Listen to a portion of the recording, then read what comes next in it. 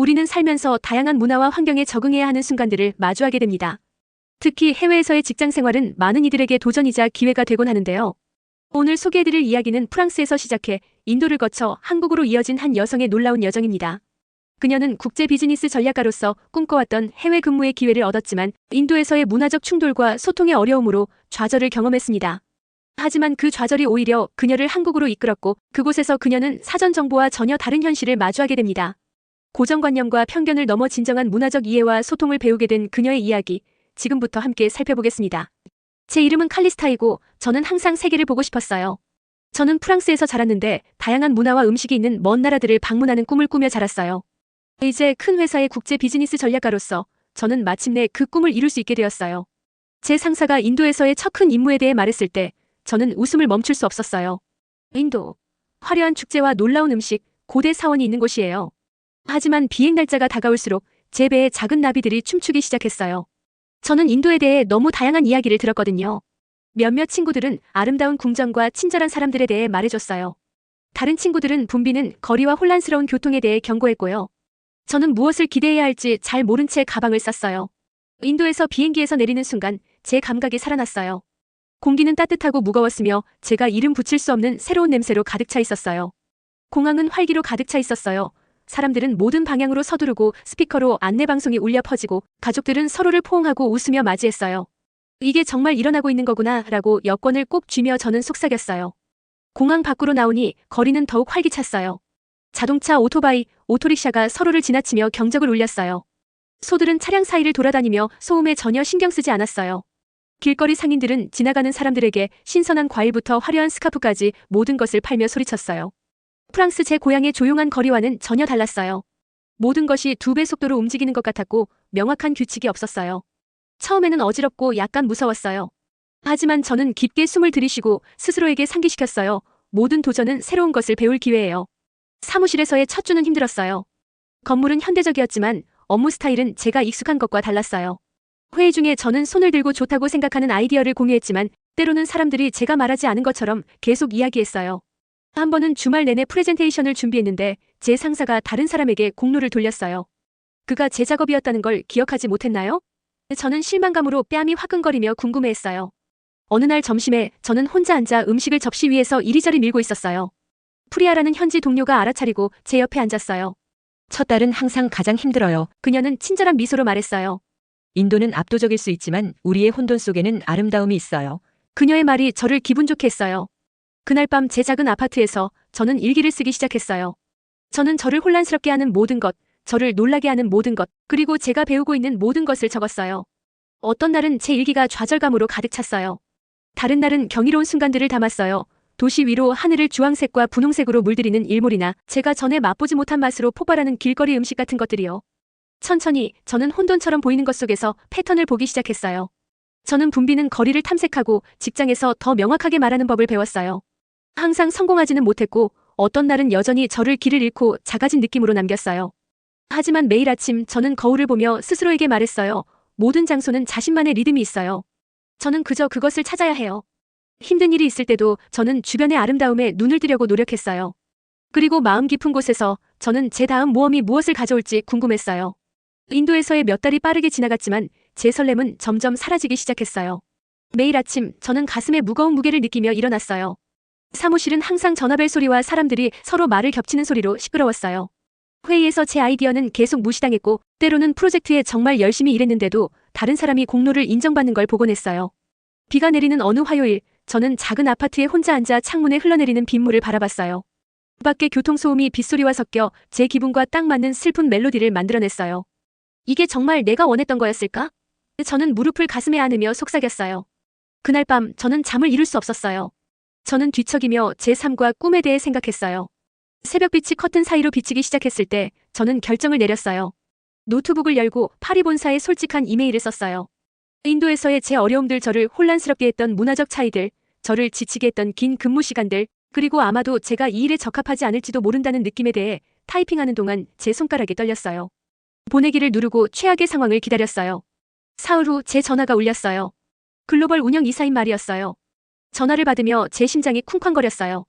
칼리스타, 그녀가 따뜻하고 친근한 목소리로 말했어요. 이메일 읽었어요. 그렇게 솔직해 주셔서 감사해요.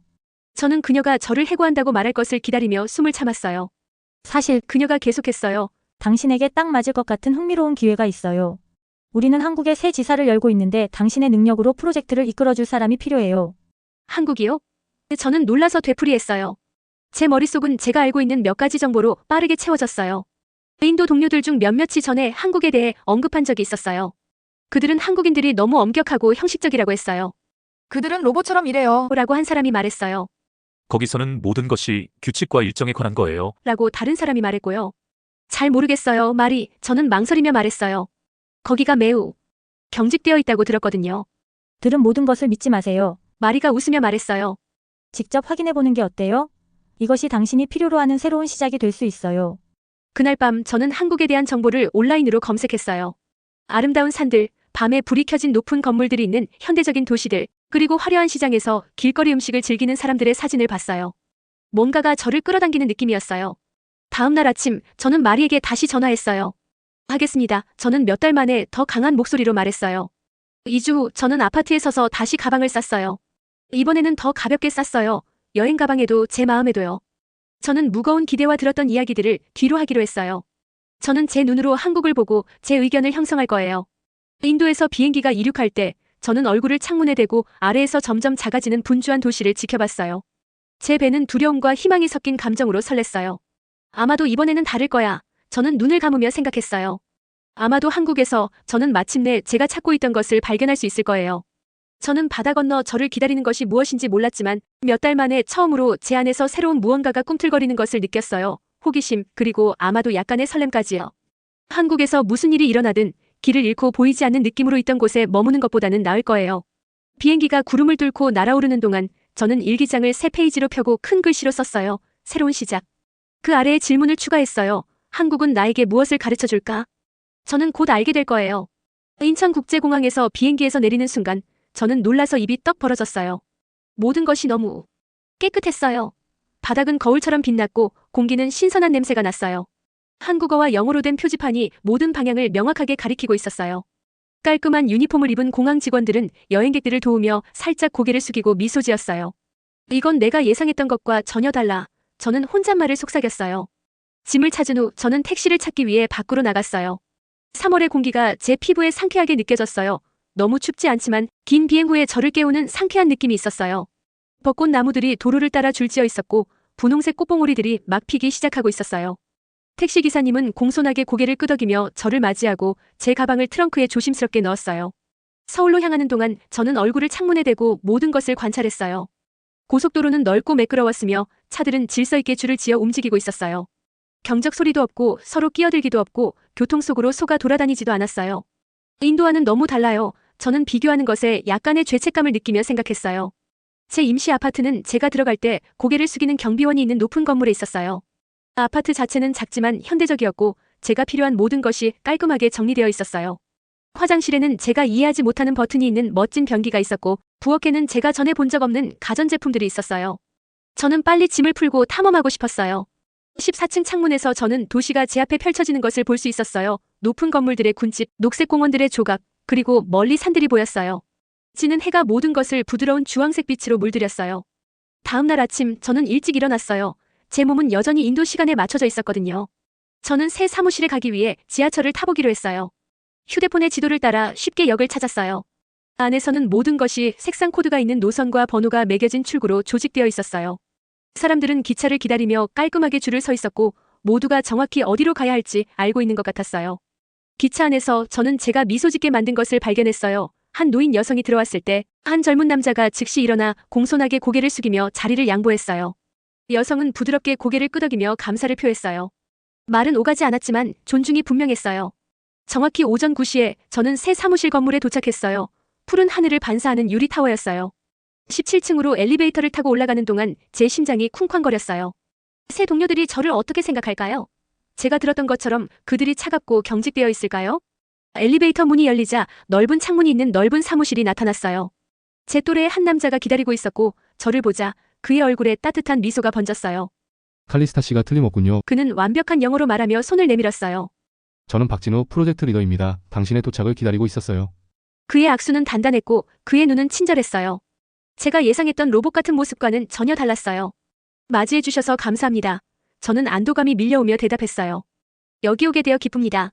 진우 씨는 저에게 사무실 투어를 해주며 각 팀원을 소개해 주었어요. 우리가 다가갈 때마다 모두가 일어나 살짝 고개를 숙였어요. 몇몇은 수줍어 보였지만 그들의 미소는 진심이었어요. 10분 후에 아침 회의가 있어요. 진우 씨가 설명했어요. 프로젝트에 대한 당신의 초기 생각을 듣고 싶어요. 회의 중에 저는 비행기에서 준비했던 몇 가지 아이디어를 긴장하며 공유했어요. 놀랍게도 모두가 주의 깊게 듣고 고개를 끄덕이며 메모를 했어요. 아무도 저를 방해하거나 말을 끊지 않았어요. 제가 끝냈을 때 몇 사람이 사려 깊은 질문을 했어요. 회의는 이렇게 해야 하는 거구나. 저는 인도에서의 혼란스러운 토론을 기억하며 생각했어요. 점심시간이 되자 제 이전의 걱정들은 녹아 없어졌어요. 진우 씨는 저를 근처 식당으로 향하는 그룹에 초대했어요. 첫날에는 한국 음식을 꼭 드셔보셔야 해요. 그는 미소와 함께 고집했어요. 서울의 거리를 걸으며 저는 깨끗한 보도, 정성껏 가꾼 식물들, 그리고 질서정연한 교통을 둘러보았어요. 한국이 너무 엄격하다고 들었던 이야기들이 갑자기 어리석게 느껴졌어요. 제가 본 것은 경직성이 아니라 존중, 배려, 그리고 관심이었어요. 여기서 좋아할 것 같아요. 저는 몇 달 만에 처음으로 가슴속에서 희망의 설렘을 느끼며 생각했어요. 한국 사무실에서의 첫 주는 새로운 얼굴들과 경험들로 가득 찬 채 빠르게 지나갔어요. 매일 아침 저는 새로운 것을 발견하게 될 것에 설레며 일어났어요. 사무실 건물은 서울의 중심부에 높고 반짝이며 서 있었고 바닥에서 천장까지 뻗은 창문들은 밝은 햇살을 안으로 들여보냈어요. 안녕하세요, 칼리스타 씨. 제 동료들은 작은 목례와 함께 저를 맞이했어요. 저는 누군가의 이름에 씨를 붙이는 것이 한국에서는 존중의 표시라는 것을 배웠어요. 이런 작은 문화적 세부사항들이 저를 매료시켰어요. 비가 오는 어느 화요일, 저는 고객 미팅을 가는 길에 완전히 길을 잃었어요. 거리들이 저에게는 똑같아 보였고 제 휴대폰 배터리는 방전되었어요. 우산 아래 서 있는 동안 빗소리가 제 위에서 크게 울리며 가슴에 공포가 일었어요. 한 노인 여성이 제 공경을 알아차리고 다가왔어요. 그녀는 영어를 할 수 없었고 저는 한국어를 할 수 없었지만 그녀는 제가 도움이 필요하다는 것을 이해했어요. 부드러운 손길로 그녀는 제 팔을 잡고 근처 편의점으로 저를 이끌었어요. 점원은 영어를 조금 할 수 있었고 진우 씨에게 전화하는 것을 도와주었고 그는 저를 데리러 왔어요. 많은 한국인들이 낯선 사람을 돕기 위해 자신의 길을 벗어나기도 해요. 진우 씨는 우리가 미팅으로 운전하는 동안 설명했어요. 서로를 돌보는 것이 우리 문화의 일부예요. 점심시간에는 동료들이 공유 그릴에서 제가 가장 좋은 고기 조각을 먹을 수 있도록 해주었어요. 제가 감기에 걸렸을 때 사무실 매니저는 저에게 전통 한국 생강차를 가져다 주었어요. 지하철 시스템도 저를 놀라게 했어요. 깨끗하고 효율적이고 항상 정시에 도착했어요. 다채로운 노선들이 거대한 거미줄처럼 도시의 모든 부분을 연결했어요. 저는 다음 열차가 정확히 언제 도착할지 초 단위로 보여주는 디지털 화면을 보는 것을 좋아했어요. 음식은 제 가장 큰 기쁨이 되었어요. 매일 점심은 모험이었어요. 제 동료들은 번갈아가며 저에게 새로운 요리를 소개했어요. 쌀 위에 꽃처럼 배열된 다채로운 야채가 있는 비빔밥, 제 눈물을 나게 했지만 계속 더 먹게 만든 매운 떡볶이, 그리고 우리가 테이블에서 직접 고기를 구웠던 삼겹살. 한국에서는 음식을 나누는 것이 우정을 나누는 것을 의미해요. 우리 팀의 디자이너인 미숙 씨가 구운 돼지고기를 상추에 싸서 저에게 건네주며 설명했어요. 하지만 모든 것이 쉽지는 않았어요. 업무 속도는 제가 익숙했던 것보다 빨랐어요. 마감일은 엄격했고 모두가 긴 시간 일했어요. 어떤 밤에는 제가 배우려고 노력하는 한국어 단어들이 머릿속에서 맴도는 채로 지친 몸으로 아파트로 돌아오곤 했어요. 특히 힘든 하루 후 어느 저녁 저는 작은 발코니에 앉아 아래에서 반짝이는 도시 불빛을 바라보고 있었어요. 진우 씨의 문자 메시지가 제 휴대폰에 떴어요. 오늘 정말 잘했어요. 당신의 발표가 고객들에게 깊은 인상을 남겼어요. 잘 쉬세요. 그 간단한 메시지가 저를 미소 짓게 했어요. 저는 여기서 인정받고 있었어요. 제 일이 중요했어요. 저는 한국인의 세심함과 체계적인 접근 방식이 제가 들었던 것처럼 차갑거나 경직된 것이 아니라 배려와 탁월함에 관한 것이라는 것을 배우고 있었어요. 벚꽃이 지고 여름이 다가오면서 저는 매일 한국을 더 사랑하게 되었어요. 저는 휴대폰의 언어 앱으로 간단한 한국어 문구를 배우기 시작했어요. 매일 아침 출근길에 저는 가게 주인들과 지하철 직원들에게 안녕하세요와 감사합니다라고 말하는 연습을 했어요. 제가 시도하는 것을 들었을 때 그들의 얼굴은 놀라움과 기쁨으로 밝아졌어요. 발음이 아주 좋네요. 어느 날 제가 한국어로 인사했을 때 진우 씨가 말했어요. 그의 격려 덕분에 저는 더 많이 배우고 싶어졌어요. 어느 화창한 토요일, 진우 씨와 미숙 씨는 저를 서울에서 가장 오래된 전통시장인 광장시장에 초대했어요. 우리가 안으로 들어서는 순간 제 감각이 흥분했어요. 수백 개의 노점이 실내 시장을 가득 채우고 상상할 수 있는 모든 것을 팔고 있었어요. 공기는 놀라운 냄새로 가득했어요. 지글지글 구워지는 고기, 달콤한 팬케이크, 그리고 제가 이름을 알 수 없는 향신료들이요. 이거 꼭 드셔보세요. 미숙 씨가 노인 여성이 황금빛 팬케이크를 튀기고 있는 음식 노점으로 저를 이끌며 말했어요. 호떡이에요. 흑설탕, 견과류, 계피로 채워진 달콤한 팬케이크예요. 첫 입에 저는 순수한 기쁨에 눈을 감았어요. 겉은 바삭했지만 안은 녹은 설탕으로 부드럽고 끈적거렸어요. 제가 지금까지 맛본 것 중 가장 맛있는 것이었어요. 이거 정말 놀라워요. 저는 손가락에서 설탕을 핥으며 말했어요. 프랑스에는 이런 게 없어요. 우리는 시장을 몇 시간 동안 돌아다녔어요. 진우 씨는 저에게 상인들과 흥정하는 방법을 가르쳐 주었어요. 더 좋은 가격을 요청하면서도 미소 짓고 존중하는 방법을 보여주었죠. 저는 친절한 노인으로부터 아름다운 손으로 그린 부채를 샀는데 그는 저에게 부채를 제대로 여닫는 방법을 보여주기도 했어요. 직장에서 저는 제 한국 비즈니스 문화에 대한 이해가 깊어지는 것을 알아차렸어요. 한때 엄격한 형식성으로 보였던 것이 이제는 사려 깊은 존중으로 인식되었어요. 세부 사항에 대한 세심한 주의는 경직된 것이 아니라 다른 사람들에 대한 배려를 보여주고 일을 잘하는 것에 대한 자부심을 갖는 것이었어요. 어느 비 오는 날 저는 우산을 잊어버렸어요. 말없이 사무실 매니저는 제가 떠나기 전에 제 책상에 여분의 우산을 놓았어요. 제가 감기에 걸렸을 때 팀원들은 저에게 생강차를 가져다주고 일찍 집에 가서 쉬라고 주장했어요. 이런 작은 친절한 행동들은 마치 서로를 돌보는 것이 숨쉬는 것처럼 자연스럽게 일어났어요.